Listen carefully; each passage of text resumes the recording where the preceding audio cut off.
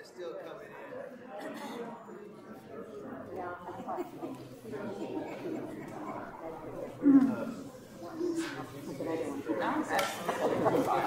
Good morning, everyone. Let me turn this way. Welcome. I know everybody here, so normally at events like this, my job is to tell you three things. One is that you are welcome here, but you know that. Two, that God is present in this place, but you know that. And three, where the bathrooms are, but you know that too.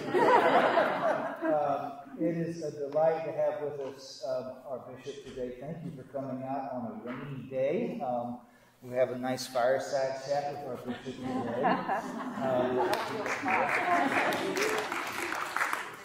And now a woman who needs no introduction. Just kidding, I'll give one. She hails from Mississippi by way of Colorado. She is the 15th bishop of the Diocese of South Carolina. 1,147 bishops in the American succession, and now this sounds like a boxing match. But Bishop Ruth, what do you say?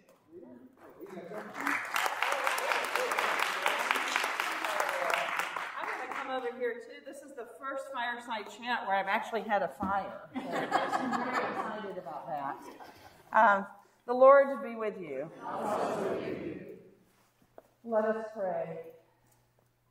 Holy and gracious God, for the glorious company of saints, on whose foundation we stand, we praise you. Standing on that foundation which they have laid, may we, like them, come to be those who shine with your glory in our everyday, ordinary lives. May we be your hands and feet to a world deeply in need of you. May we be to one another beloved community. Give us grace, and this time we share, to keep what you would have us keep, and with the breath of kindness to blow the rest away, and then holding fast to that which you give us to go back out into the world, renewed for your service. In your holy name we pray. Amen. Amen. So, good morning, everyone. Good morning. What a joy to be here. Thank you for taking your Saturday morning to come spend with me. I'm really grateful. You know, I've been getting around the diocese, getting a chance to do these gatherings, and I don't know any other way to begin something new than to just, sit down and converse a bit. So I hope that I will do a bit more listening than talking by the time where everything is said and done, and I hope that I will learn some things that are important for me to know. Let me first say I want to introduce Sister Miriam Elizabeth Bledsoe. In case you don't know her, she is a gift to us and to me. She has graciously agreed to walk this journey with me as a prayer partner, as a person who's capturing some of the threads of these conversations so that I don't lose sight of them. So she might take a few notes in the midst of our time. She is part of the Order of St. Helena. So, Sister Miriam Elizabeth, welcome and thank you for being with us.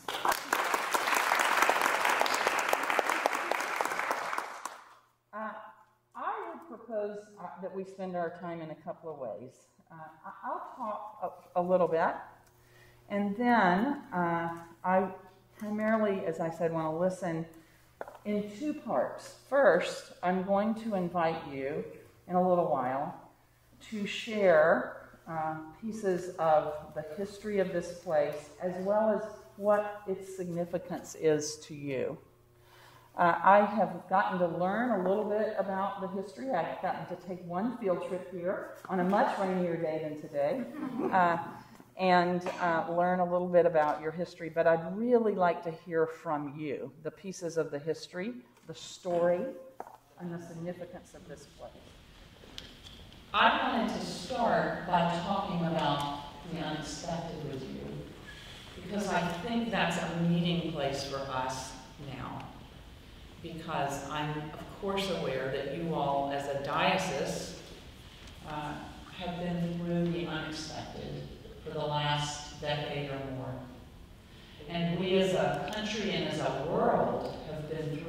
unexpected for the past couple of years. And whether we go through unexpected for joyful reasons, like I did on May 1st, and again, consecration, or whether we experience the unexpected for reasons that we really wish weren't true or weren't happening, no matter why, the unexpected unsettles us, right? It disrupts business as usual in our lives. And so we have the possibility in that space of being a little bit more open, a little bit more malleable. So it's a meeting space for us where I think the Spirit can work. And I want us to not waste that moment, right? This is such a moment as that. We're coming out of that place. And so I really invite us to share for the remainder of the time we have in the spirit of embracing this season we've been in of the unexpected and leaning in a little bit to what's possible, to things that we may not consider when everything's just like this, you know? You've been having to strengthen those muscles for a while.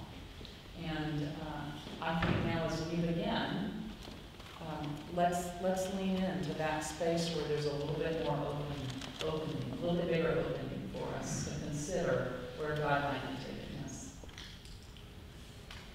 So, that's enough for me for now. I want to invite you into a moment or two of silence, and I'll bring us out of the silence, but that's to give you time to think about what it is that you want to share with me about this place, about the history, about the significance of this place to you.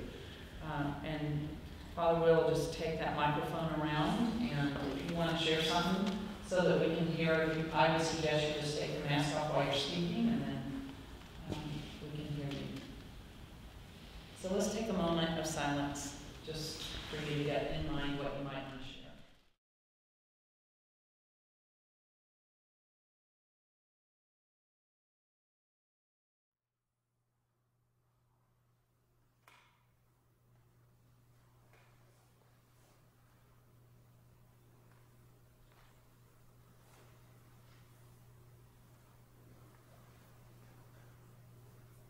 So the history, significance.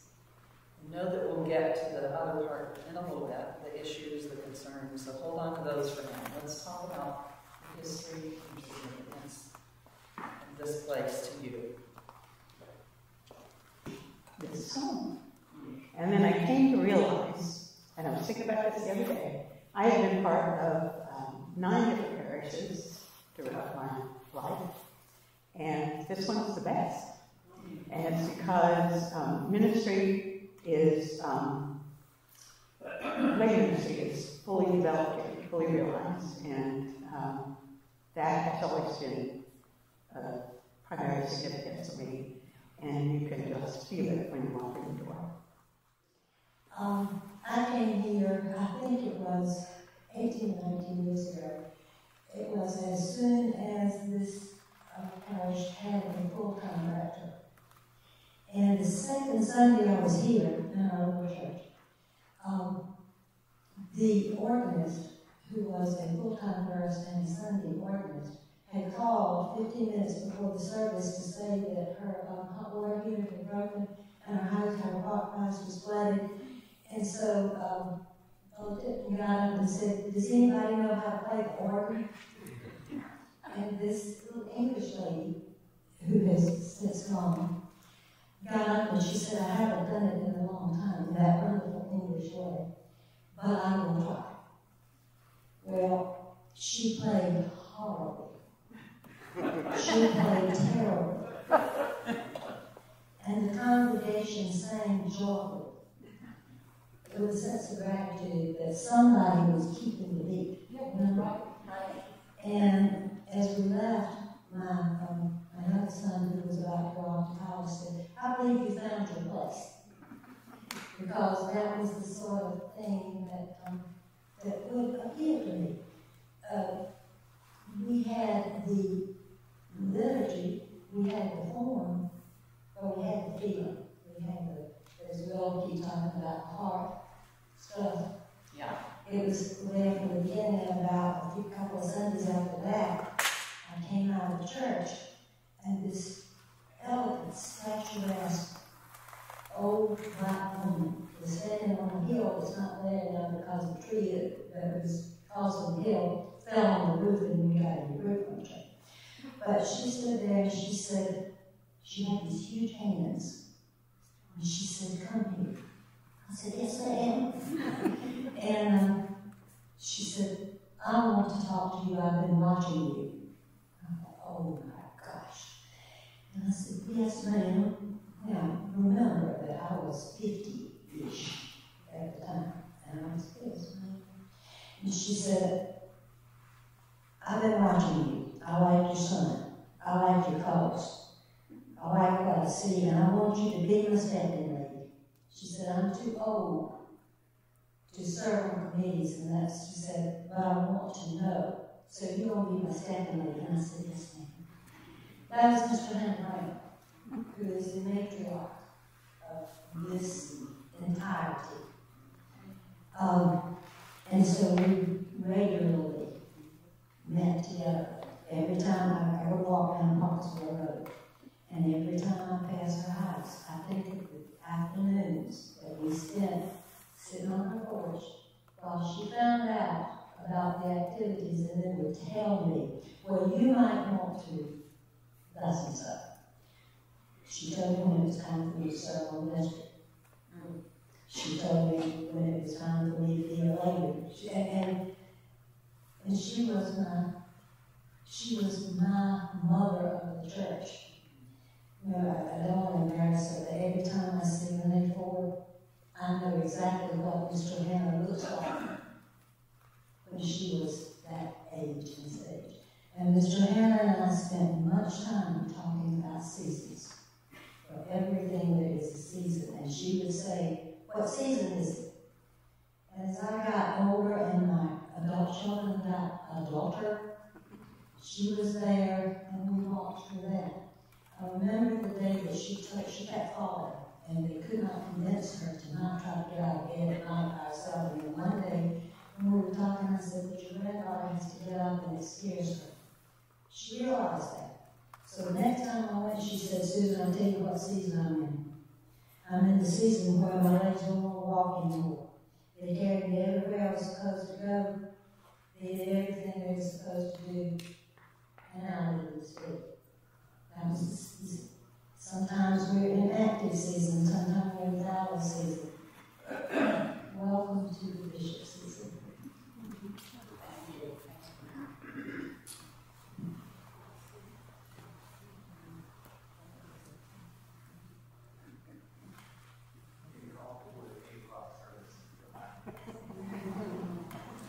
Hello, my name is Dr. D'Ambrosio. I've been here involved with Holy Cross about 20 years. And what drew my husband at the time, he's now deceased, here was the welcome from the Black parishioners in the chapel area. Mr. Hannah, Roddy, and Albert Brown, we were just embraced when we came.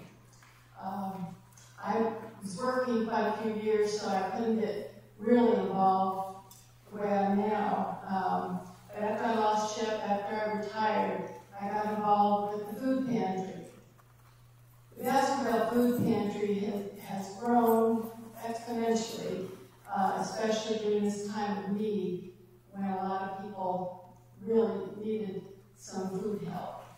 I'm excited about the food pantry because now we're not just giving out canned and dry goods, we're also giving out eggs, we're giving out fresh meats that come from the Little Country Food Bank, and we're giving out fresh produce.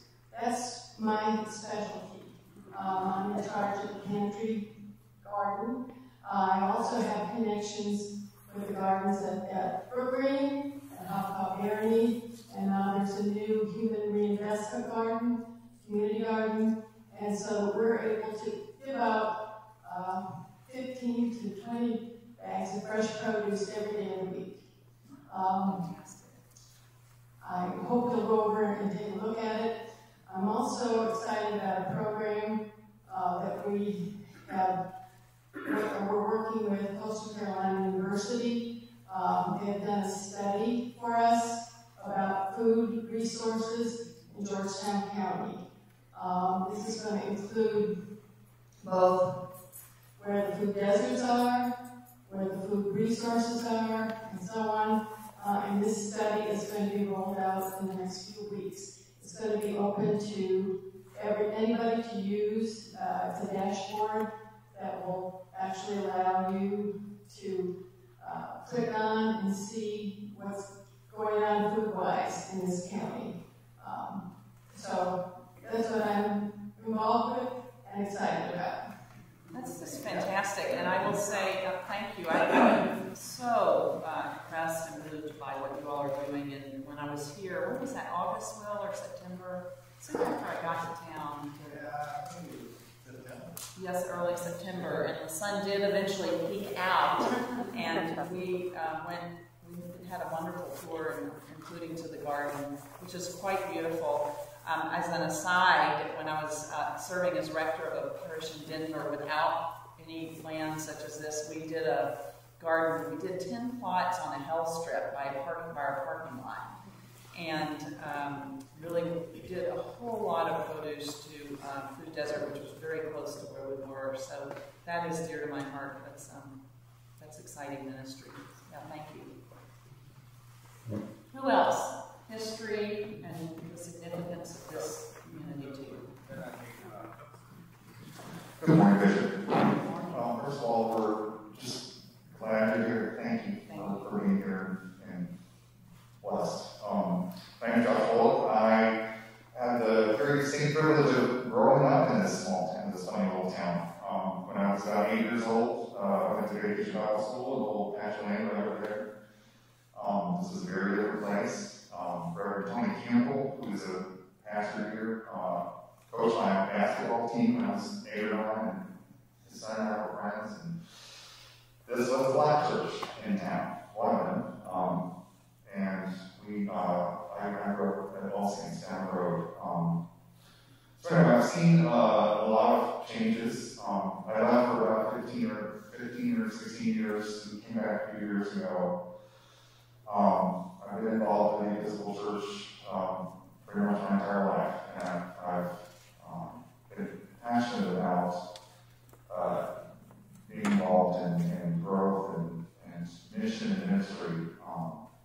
So I've seen things that have made me sad, and I've divided and struggled and frustration and grafting in and regrowth and rebirth. And when I came here, 2.5 years ago now, I sat for 6 months and just listened. And people were very, very friendly, and I just kind of protected myself. And the preaching is what I'm going back. And the friendliness of everyone here, it's a truly fine place. It's truly fine clergy. Some of the best I've ever known. And I'm just so glad you're here to be part of it.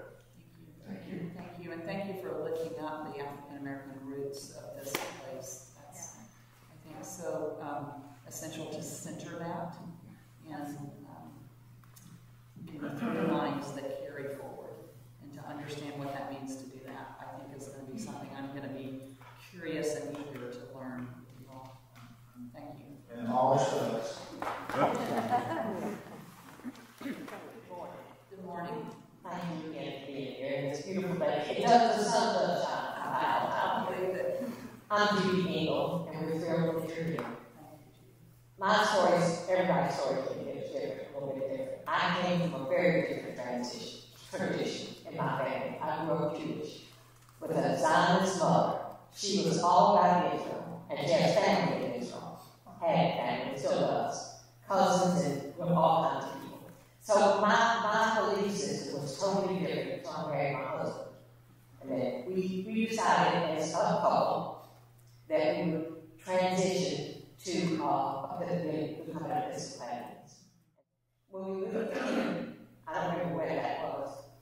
over 30 years ago, we went to several different churches like most people do. We tried this church, that church, and none of them suited me. They were all very preachy, and they were all very holier than that.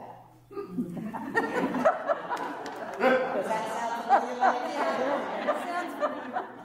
One Sunday morning, we got a phone call, and there was this rough voice on the other end of the line. He said, "Be ready in 10 minutes. We're picking you up to go to church." He said, "You're going to love this church." It was Cathcart Smith of the Smith Community. And those of you who know Cathcart can hear his voice in the phone. He and Nancy were just God sent to us. He started the Smith Medical Clinic. He was an internist over in Conway. And when he moved to this area, the Wagamon Act, as we call it, he knew that there was something missing here. So he started the clinic, the free medical clinic. To this day, it's still a free medical clinic, thanks to him and Nancy's work. So he picked us up that morning. He said, "Get in the car. We're ready at 10 o'clock. I'm coming to get you." So we walked in the chapel, and I told this story before. The chapel was jam-packed. Packed with people. And I thought, there's no place to sit. Then all of a sudden, there was a place to sit. People just moved down the benches, the benches, and pews, and they just scooted down, and they created room for us, which had never happened before. We didn't have chairs; it was one of the pews.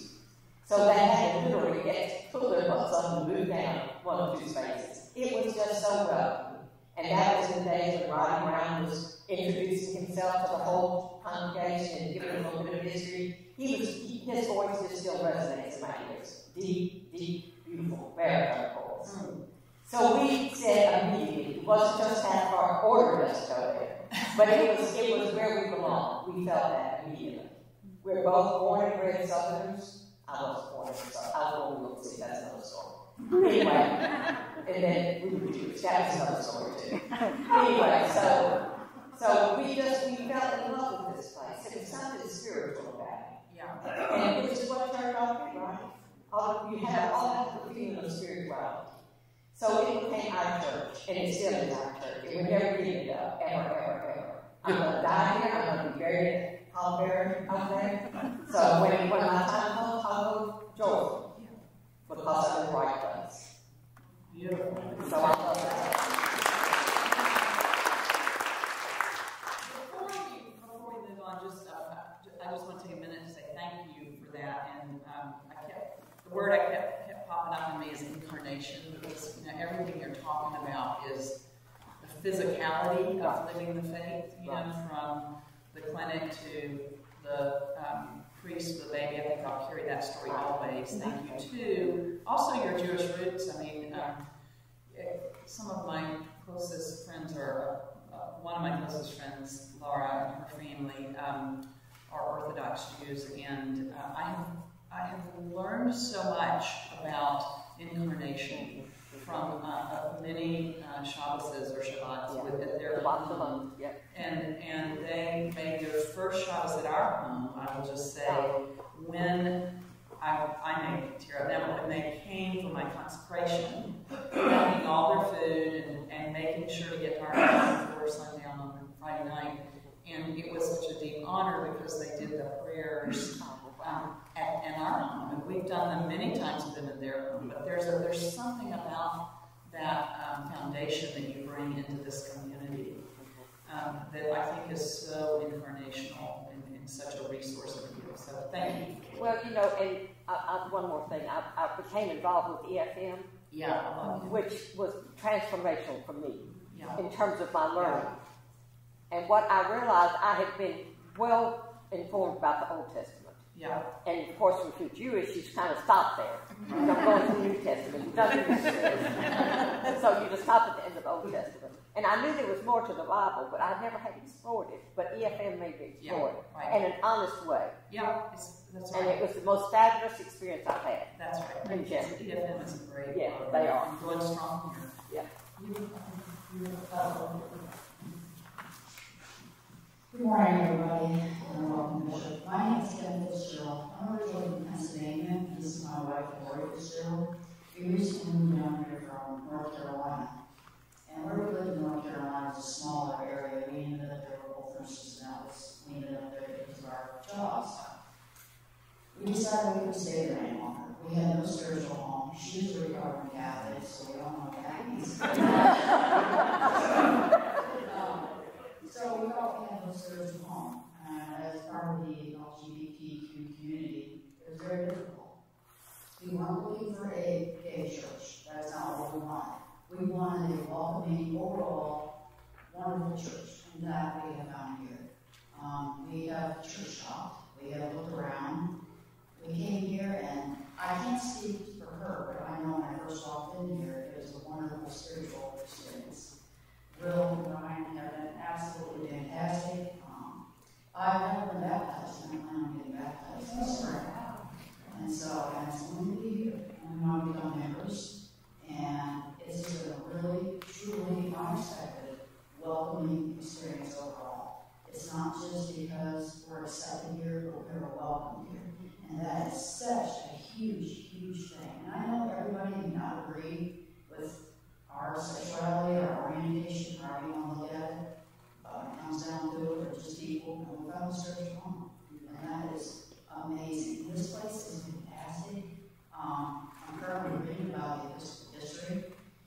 And I want to learn a lot about this church in particular because the African American background and social justice and all the things it does, people consider it one about liberals. It's more than that. It's being kind to others. It's just being human beings looking out for each other. And that's what this church is about. It's just awesome.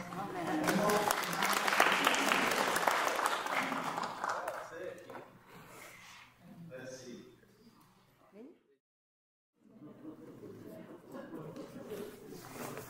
My name is Doreen, and you can probably tell already I come from New York.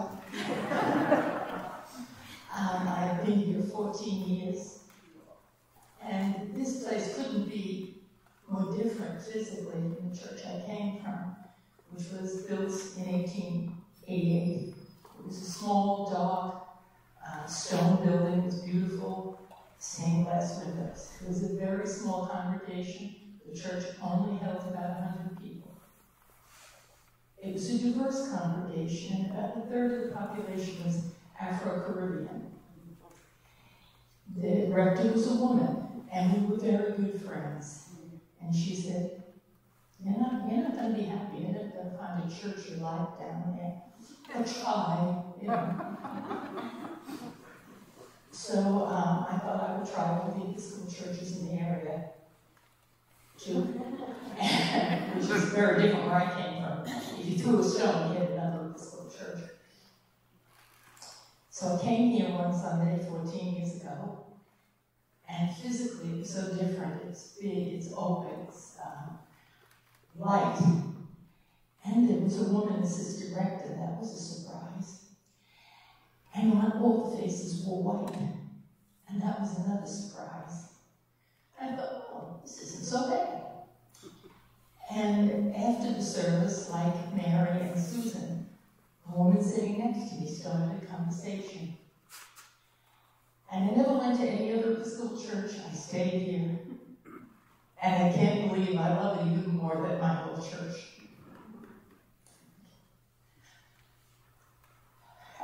It's just a wonderful place. I just wish that we could be more diverse. And the Episcopal Church prides itself on social justice, but we need to do more, and we need to be able to be more diverse. Thank you.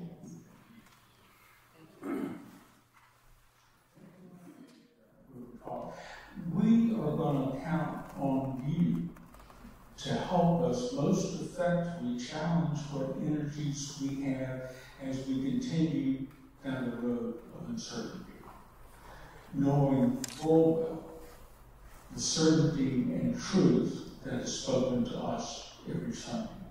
May God continue to bless you in these early days.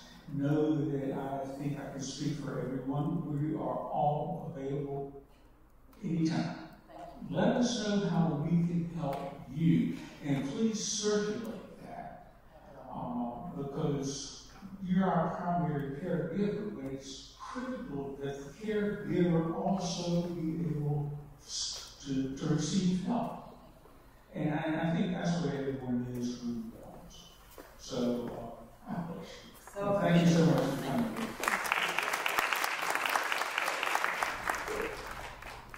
It was a place where you felt you were needed. You could contribute. You just didn't go there to hear something. It was a place where you could participate with all kinds of people and dogs and cats and whatever. So I just stayed and got a few more people to come along with me as they moved down from the Washington diocese. And it's just been home. It feels like home, and I think that's been expressed by a lot of people here. When I started coming here regularly, the unexpected happened, and that was my heart changed. I met truly kind, tolerant, educated, grateful people whose passion for outreach and community and each other was so palpable. You can't deny it or avoid it, or it's like a seed that plants in your heart. And that's why I am so happy to be part of this. This place has taught me to be a kinder person, a more tolerant person. It has taught me to be accepting. It has taught me to love my neighbor as myself. And I owe it to all these people here, and those who are not here or who are not able to be with us today. We have a phenomenal parish, and we are so happy that you are with us, and we thank you for being here today. Thank you, Chris. I would just say, in case anybody doesn't realize, we're having church. Yeah. Although you still have to come tomorrow. This is extraordinary testimony. Thank you, all of you. First of all, I've been coming here since lunch. I am so new.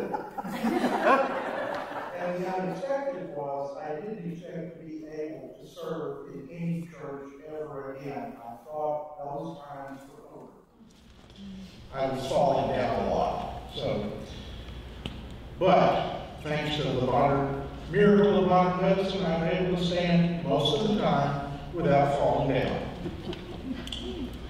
And a very special bishop in East Tennessee bothered Will when Will was having a dinner party, called him on the phone and said, "I've got a deacon for you.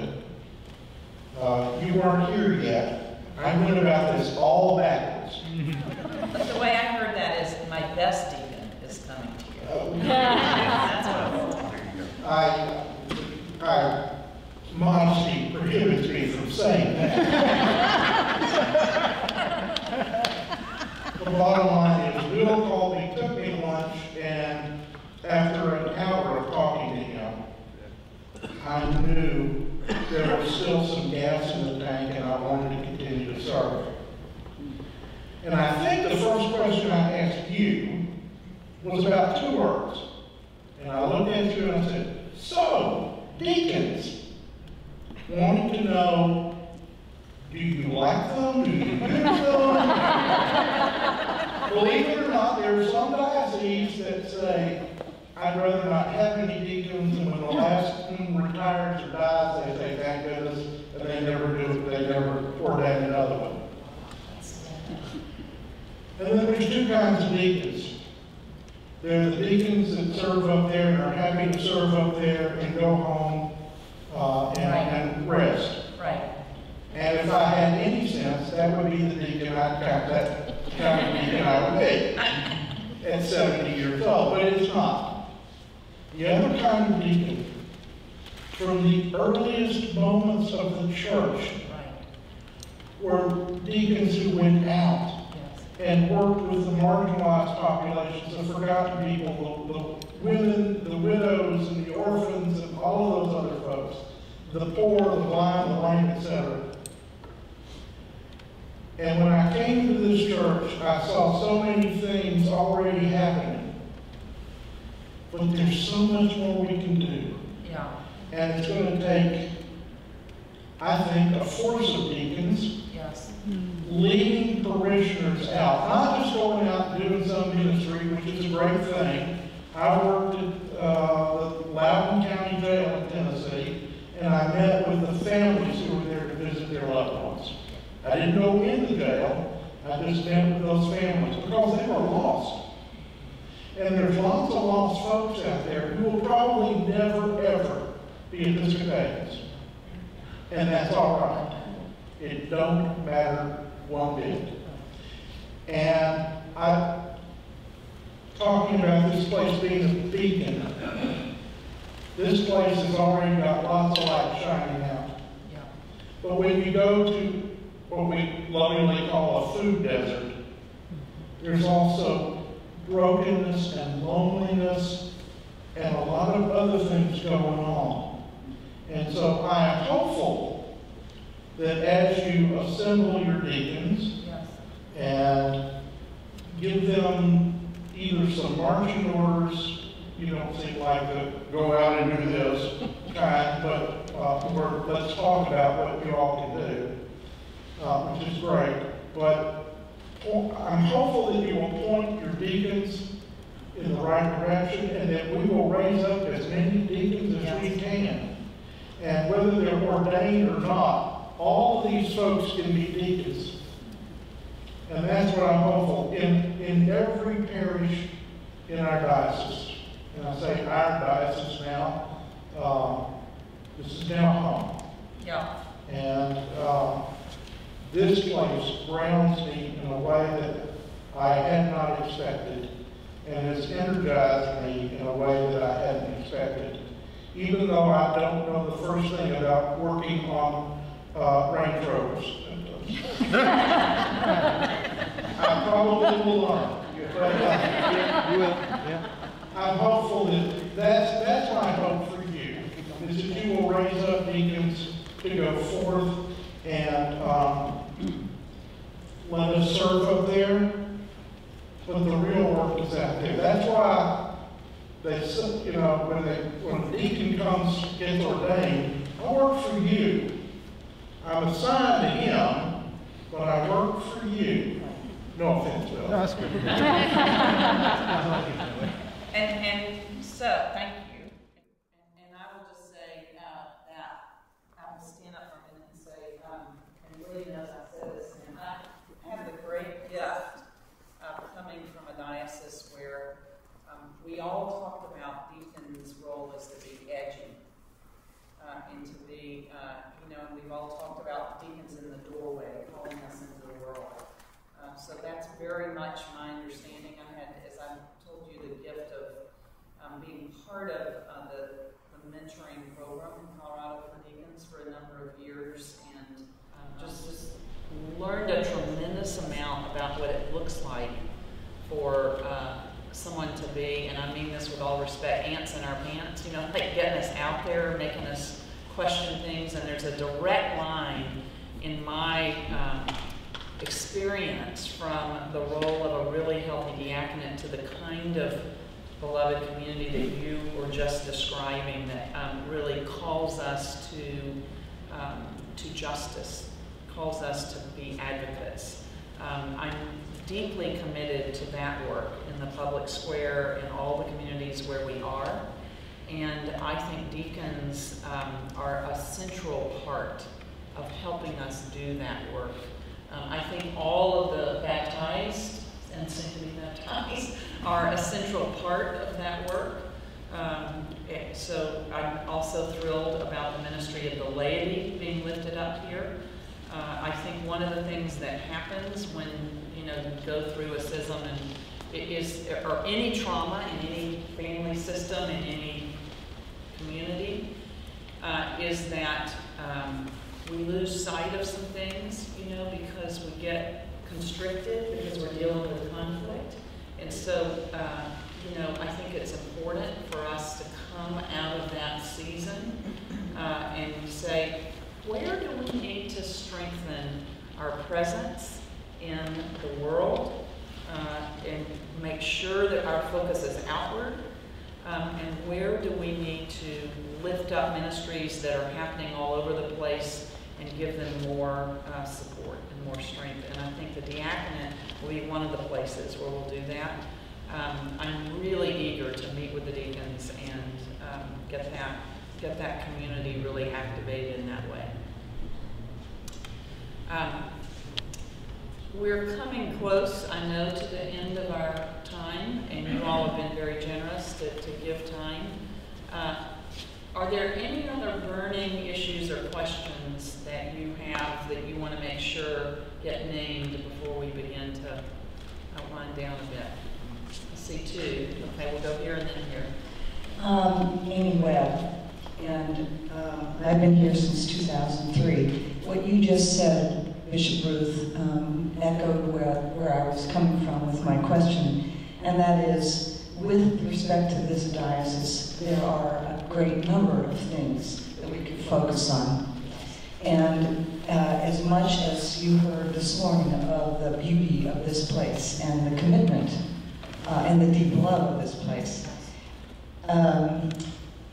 what I would hope for our diocese under your leadership is that there is more of a sense of all hands on deck with those particular priorities that you would think would be where we can exercise our beaconness, right? Yes. Because there's so many things. And it would be beautiful for us, for me, as a member of this parish, to feel part of a larger diocese where it's not just isolated churches doing their own things, but all hands on deck, and being able to say, this is where we want to make a stand. Yes. We hosted Bishop Shorey some years ago with the enthusiastically Episcopalian conference here. This space radiated, energized with people from all over the diocese.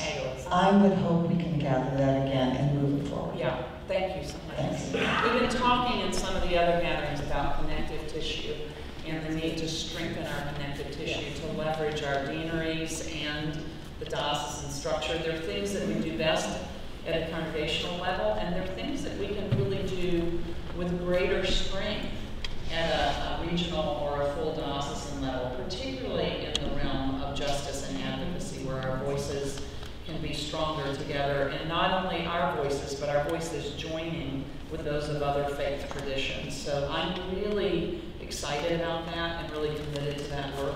I just got to hear Bishop Curry again. That's a great blessing to every time we get to hear him. And what I think was one of his finest talks, which was at the South Carolina Collective of Bishops, Civil Rights and Social Justice Collective that just happened in Columbia last week. And that is a body that can work together on some issues to move the dial around issues that really stem from our legacy as a nation around racism, stems from our legacy of extreme inequities around the accumulation of wealth, and we see that lived out now in disparities in healthcare and disparities in educational opportunities, to name two obvious ones, where I think we have work to do and we have a collective voice to bring.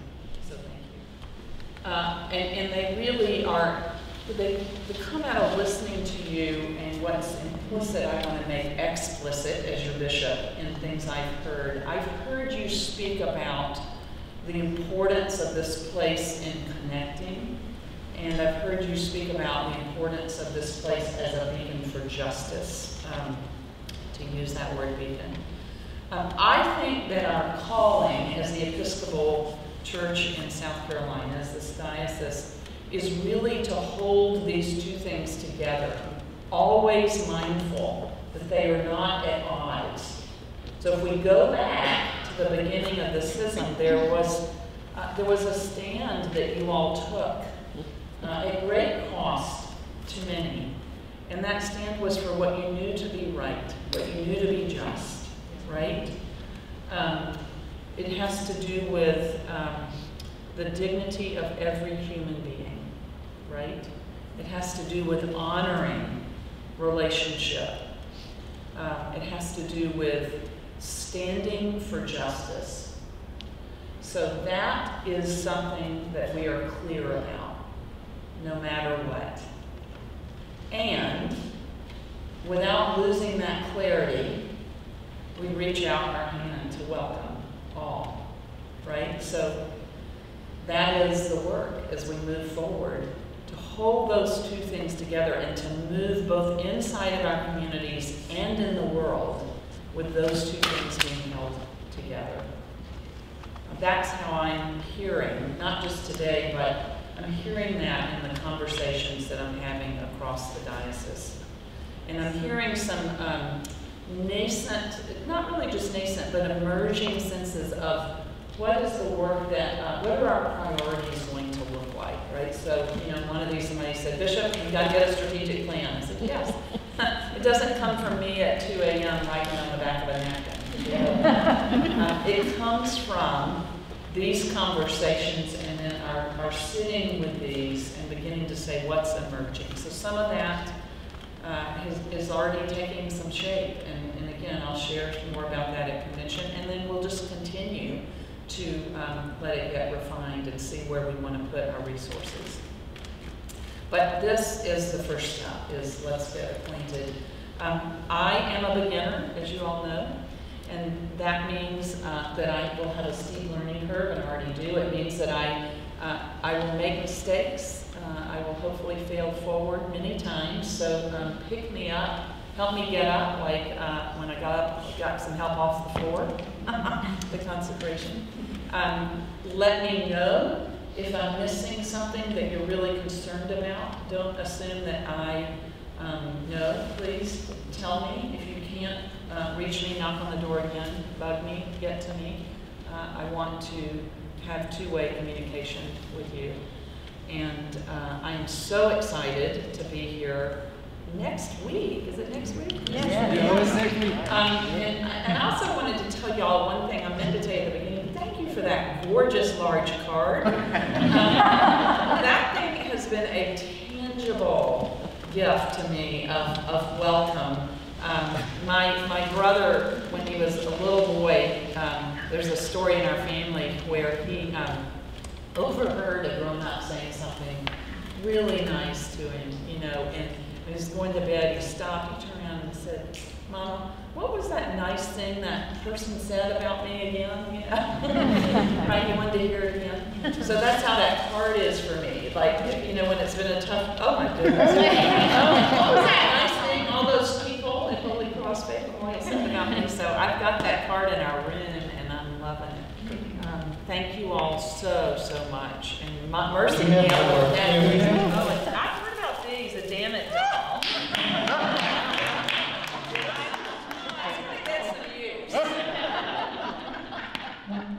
Yeah, I know where that's going to go. And a beautiful book on Pawleys Island. And on there's a book that's going to be about food, I think, tours and tastes. That's fantastic. Shell light. I'm a big sheller. I love shells. Look at these. Oh my goodness. By the way, the flags were wonderful coming in. And also with y'all. We did this growing up, didn't we, in Mississippi? Also with y'all. We had a beautiful sojourn in the Rocky Mountains, but it is awfully nice to be back in the place where people say, and also with y'all. I love it. I love it. Thank you so much. Look at all the soaps. I'm going to have a blast with this, y'all. Thank you, thank you, thank you.